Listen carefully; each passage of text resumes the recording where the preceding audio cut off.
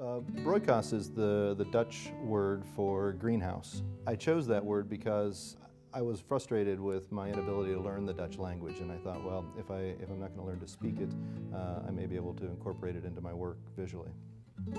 I tend to respond to things that are going on in my own life or situations that I find myself in.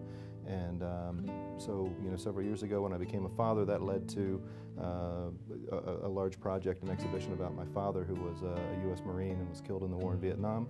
The move to the Netherlands led to the discovery of this abandoned greenhouse and this body of work. Well, the inspiration for this work really grew out of some frustration that I had in terms of the moving to the Netherlands. I was unable to work for several months, and it was only when I discovered this greenhouse that I began to relate to it, because I had grown up here in the Midwest and worked in barns and farms growing up, and so I think I related to it on that level. And it's a combination of photography and digital printing, and then primarily encaustic work, so a blend of beeswax and damar resin, along with some painting and drawing on top of it. The more I studied it, the more I worked with it, I realized that it was a reflection of the way that I had been feeling at the time. I mean, there was this once vibrant and productive greenhouse that now had been sort of passed by and overlooked, and so that really drew me in.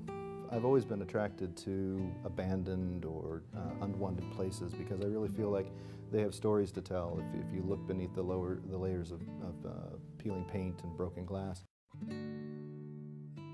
I sort of bounce around between these three disciplines that I'm trained in: design and ceramics and photography, and over the last several years they've all started to come together in various ways, turning out as mixed media pieces. I chose to build a body of mixed media work because first of all, I don't really consider myself a pure photographer. I mean, I don't believe that every image is set out to just be matted in a nice white mat in a simple frame. And I felt like there was an opportunity for me to tell more of a story, put more emotion into the work, and build a narrative around this body of work by combining the different disciplines, the elements of typography and graphic line work, along with the photography.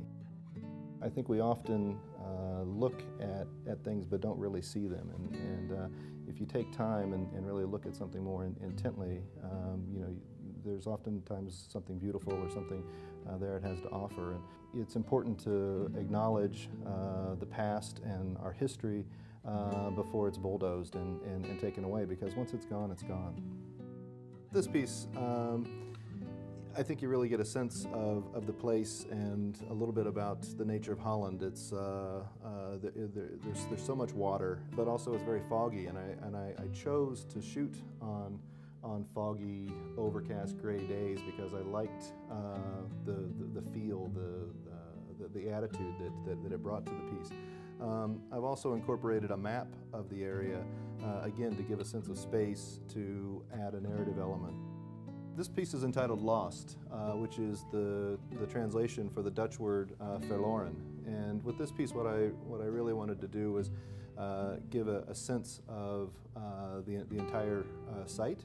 So it's combined or composed panoramic image of the greenhouse. That also sort of brings in a little bit of my background with graphic design and photography and all of that. So there are elements of design and drawing in this piece. The elliptical shapes here are abstracted landforms.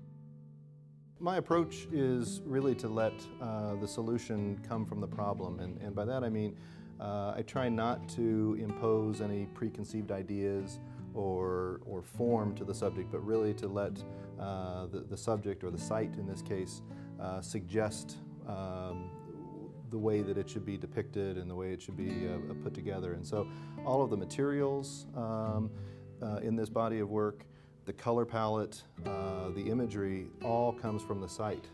In this case, even the scale of the piece. These are pieces of wood that made up the walls of the greenhouse, and the width of them is the same as what the actual greenhouse was, and you know, as well as the fabric material, the glass, all of those things come from the site, and so that's just the way I work in terms of trying to be honest and true to the subject.